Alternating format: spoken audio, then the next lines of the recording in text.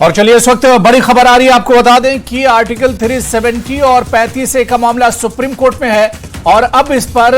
सोमवार को supreme court फैसला सुनाएगा। जी हां, इस वक्त की बड़ी खबर, याचिकाकर्ताओं में पीडीपी और एनसी के नेता भी शामिल हैं। आपको बताते चलें कि धारा 370 और 35A का मामला सुप्रीम कोर्ट में है और अब सुप्रीम कोर्ट 370 और 35A को समाप्त करने वाला यह जो मामला है, इसमें अब सुप्रीम कोर्ट इस पर सोमवार को फैसला सुनाएगा। आपको बताते चलें कि केंद्र सरकार ने 5 अगस्त 2019 को जम्मू कश्मीर को विशेष दर्जा देने वाले 370 और अनुच्छेद 35A को समाप्त कर दिया था। पूरा मामला सुप्रीम कोर्ट में था और इस वक्त बड़ी खबर आ रही है कि सोमवार को सुप्रीम कोर्ट 35A और 370 पर फैसला सुनाएगा। इस पर और बातचीत करेंगे। सीधे दिल्ली से हमारे संवाददाता सुशील पांडे हमारे साथ जुड़े हुए हैं। सुशील, मेरी आवाज आप तक पहुंच रही है?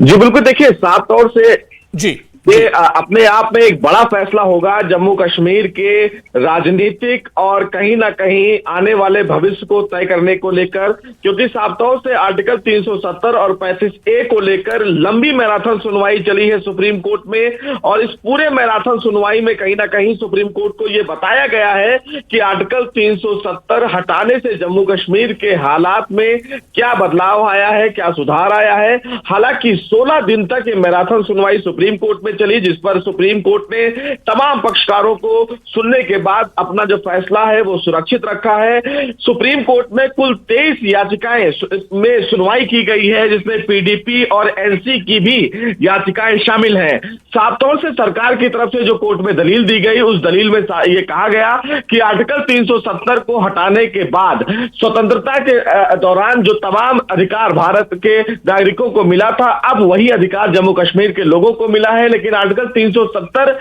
के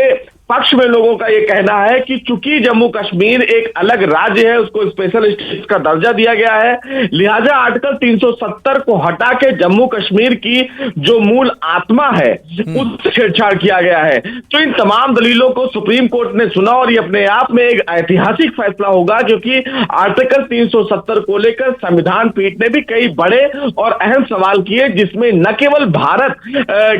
के बारे में बात की गई, बल्कि पाकिस्तान से जब इसका अलगाव हुआ और जवाहरलाल नेहरू से उनके आगे से भी इतिहास को जोड़ा गया। तो अब इस पूरे मसले को कहीं ना कहीं सोमवार को देखना होगा कि देश की सबसे बड़ी अदालत आर्टिकल 370 को लेकर अपना क्या कुछ फैसला सुनाती है। लेकिन ये जो फैसला होगा वो जम्मू कश्मीर के राजनीतिक भविष्य, जम्मू कश्मीर में आने वाले दिनों में चुनाव की प्रक्रिया और तमाम चीजों को लेकर एक बड़ा फैसला होगा। बिल्कुल सुशील, क्योंकि सोमवार को यह फैसला सुनाया जाएगा, ऐसे में जम्मू कश्मीर का, जिस तरह से आपने कहा कि सियासी जो पार्टियां होंगी उनकी भी नजर इस पर बनी रहेगी, क्योंकि खुद पीडीपी और एनसी भी इसमें एक पार्टी है और वो खुद एक तरह से सुप्रीम कोर्ट में हाजिर हुई थी जब ये पूरा मामला सुप्रीम कोर्ट में सुना जा रहा था। तो ऐसे में जम्मू कश्मीर की जो सियासी पार्टियां हैं उनमें भी अब एक तजस्सुस एक तरह से होगा और वो भी अब सोमवार का इंतजार शिद्दत से करेंगी। जी देखिए, साफ तौर से अगर बात करें अगर जम्मू कश्मीर के सियासी बड़े राजनीतिक नेताओं का, तो फारूक अब्दुल्ला या उमर अब्दुल्ला की बात करें या महबूबा मुफ्ती की बात करें, इन तमाम लोगों के द्वारा आर्टिकल 370 को लेकर हालिया में कई बयान आने लगे हैं, क्योंकि सबसे पहले याचिकाएं भी इनकी तरफ से दाखिल की गई थी और इस पूरी याचिकाओं में कहीं ना कहीं जम्मू कश्मीर के राजनीतिक भविष्य को फिलहाल अभी खोजने की भी कोशिश की जा रही है। और यही आधार है कि आर्टिकल 370 के इस फैसले का नजर अब कहीं ना कहीं न केवल जम्मू कश्मीर के सियासी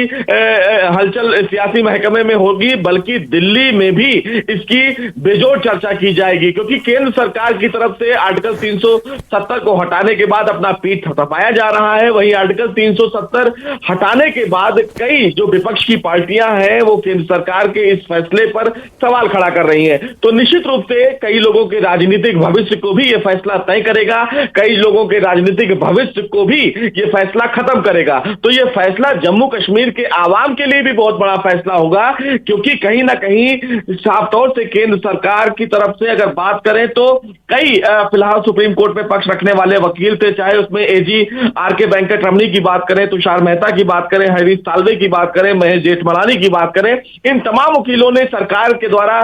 जो फिलहाल ये फैसला लिया गया है उसके बारे में सुप्रीम कोर्ट को समझाने की कोशिश की गई। लेकिन दूसरे तरफ जो तमाम याचिकाकर्ता थे, जिसमें कपिल सिब्बल, गोपाल सुब्रमण्यम, दुष्यंत दवे, राजीव धवन, दिनेश द्विवेदी, गोपाल शंकर नारायण समेत 18 वकीलों ने सुप्रीम कोर्ट को यह समझाने की कोशिश की कि आर्टिकल 370 को क्यों नहीं हटाया जाना चाहिए। तो इन तमाम दलीलों को सुनने के बाद सुप्रीम कोर्ट ने भी, आपको याद होगा कि पहले उन्होंने कहा था कि इस पूरे मामले की सुनवाई 3 दिन होगी, लेकिन जैसे जैसे सुनवाई आगे बढ़ी सुप्रीम कोर्ट ने इसकी सुनवाई को लगातार 5 दिन तक सुना। तो आप समझ सकते हैं कि इस पूरे मुकदमे की जो ग्रेविटी है वो सुप्रीम कोर्ट भी समझता है, और सुप्रीम कोर्ट ये बेहतर जानता है कि इस फैसले का असर न केवल जम्मू कश्मीर में होगा बल्कि दिल्ली की राजनीतिक और आने वाले 2024 के चुनाव को लेकर भी एक बड़ा फैसला होगा। तो इन तमाम फैसलों पर हमें भी नजर रखना होगा कि सोमवार को जो 10:30 बजे फिलहाल पांच जजों की जो फिलहाल जजों की पीठ है, जिसमें हेड कर रहे हैं DY Chandrachud, justice Sanjay Kishan Kaul, Sanjiv Khanna, justice VR. Gavai, justice Surya Kant, इन तमाम जजों के फैसले क्या होंगे। लेकिन जो सुनवाई चली सुप्रीम कोर्ट में वो बहुत ऐतिहासिक सुनवाई थी, बहुत सारी चीजें सामने निकल के आई और कहीं ना कहीं भारत और संविधान के बीच में लिखी गई मूल बातें भी सुप्रीम कोर्ट ने बहुत गहराई से समझा। तो इन तमाम चीजों पर अब जब फैसला सुप्रीम कोर्ट का आएगा तो वो कहीं ना कहीं एक अपने आप में बड़ा फैसला होगा और आने वाले दिनों में राजनीतिक रूप से एक नई दिशा तय करने वाला होगा। बिल्कुल, क्योंकि सुशील, जिस वक्त ये पूरा मामला सुप्रीम कोर्ट पहुंचा था उस वक्त जो बयानबाजी हो रही थी, बीजेपी कह रही थी कि अब 370 तो तारीख की बात हो गई है, हिस्ट्री की बात हो गई है, लेकिन वहीं पर पीडीपी नेशनल कॉन्फ्रेंस ये कॉन्फिडेंट थी, ये कह रही थी कि सुप्रीम कोर्ट जाएंगे तो वहां पर हम इस पूरे मामले को जीतेंगे। तो ऐसे में पूरा मामला बहुत सेंसिटिव है, लेकिन जो फैसला आएगा वो बहुत इंपॉर्टेंट होगा। जी देखिए, अपने आप में ये एक बहुत बड़ा और ऐतिहासिक फैसला होगा, क्योंकि इस पूरे फैसले में मैं बार बार कह रहा हूं कि जम्मू कश्मीर के राजनीतिक भविष्य को तय करने का फैसला माना जाता है, क्योंकि एक बड़ी आवाम जो फिलहाल जम्मू कश्मीर में अब फिलहाल विकास की एक नई जनाधार से जुड़ा है, जिस पर केंद्र सरकार भी सुप्रीम कोर्ट में दलीलें दी गई हैं कि कई चीजें जो हैं वो अब पंचायती राज की घोषणा की गई है, स्कूल कॉलेजेस खुलने लगे हैं, वहां पर जो फिलहाल हिंसा की घटनाएं होती थी उनमें कमी आई है। तो उन तमाम पहलुओं पर फिलहाल सुप्रीम कोर्ट ने फिलहाल चर्चा तो की है, लेकिन जो संवैधानिक पहलू है, जिस संवैधानिक पहलू के तहत केंद्र सरकार ने आर्टिकल 370 को हटाया था इस पूरे मामले में, तो उस प्रक्रिया को लेकर सुप्रीम कोर्ट का सोच क्या होता है यह तय किया जाएगा। हालांकि बार बार सुप्रीम कोर्ट में यही कहा जा रहा था कि जम्मू कश्मीर के हालात बदले या उसमें बदलाव हुआ, यह उसका प्रशासनिक मामला है, लेकिन केंद्र सरकार के द्वारा आर्टिकल 370 हटाने की प्रक्रिया में जो फिलहाल कानूनी प्रक्रिया अपनाई गई, क्या वो संविधान के दायरे में थी या संविधान के खिलाफ। और इसी बाबत सुप्रीम कोर्ट ने इस पूरे मामले में एक विस्तृत सुनवाई की। कई याचिकाकर्ताओं ने अपनी याचिका वापस ली, उसके बाद सुप्रीम कोर्ट ने ये सभी याचिकाकर्ताओं से कहा कि वो सबको सुनेंगे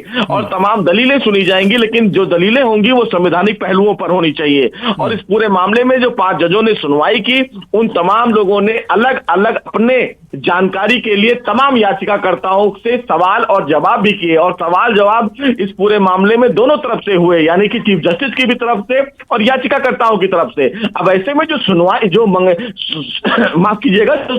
जो सोमवार को जो फैसला आने वाला है वो फैसला अपने आप में ऐतिहासिक फैसला इसलिए होगा क्योंकि आर्टिकल 370 जम्मू कश्मीर की आत्मा बताई जाती है याचिकाकर्ताओं के द्वारा। वही सरकार कह रही है कि आर्टिकल 370 के द्वारा जम्मू कश्मीर के नागरिकों को वो अधिकार नहीं मिला जो उनको मिलना चाहिए। तो इन दोनों दायरों के बीच में क्या फासला है, सुप्रीम कोर्ट इसको कैसे कंसीडर करता है, ये आने वाला समय बताएगा। लेकिन इस पूरे खबर से जो फिलहाल अभी न्यूज़ 18 जम्मू कश्मीर हिमाचल लोगों को बता रहा है, उससे कहीं ना कहीं सियासी सरगर्मियां अब तेज हो जाएंगी जम्मू कश्मीर में भी और दिल्ली में भी।